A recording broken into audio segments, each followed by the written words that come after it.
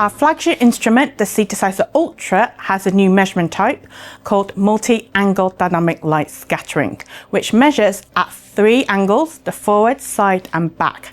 Our patented method combines the results from all 3 individual size measurements at different angles into a single data set. The benefits of MADLS is that it provides a higher resolution compared to a single angle DLS measurement. The main excitement for MADLS is that it provides not just qualitative data, you can also attain quantitative data in terms of particles per mil. This has triggered a lot of interest, particularly in gene therapy applications such as lipid nanoparticles and adeno-associated viruses. Running a MADLS measurement is simple and quick, it only takes a few minutes. To start a particle concentration measurement, in the software you can simply put in your sample name first, select the cell type that you want. So here we're using a DTS0012 disposable plastic cuvette. Here we have an option for particle concentration, so you click here saying particle concentration. Before you even start any particle concentration measurement, it will flag up listing invalid value specified for dispersant scattering mean count rate. So here we need to find your dispersant scattering mean count rate for your buffer.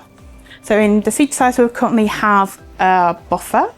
So to get your count rate, you can just simply open the count rate meter here at the right hand bottom corner.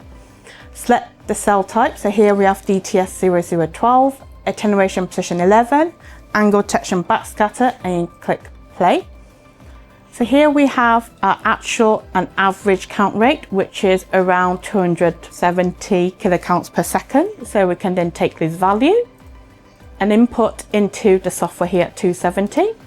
So once I've got that, I can then remove my cuvette, which has my buffer, and then put my sample in the cuvette, and then I can click play.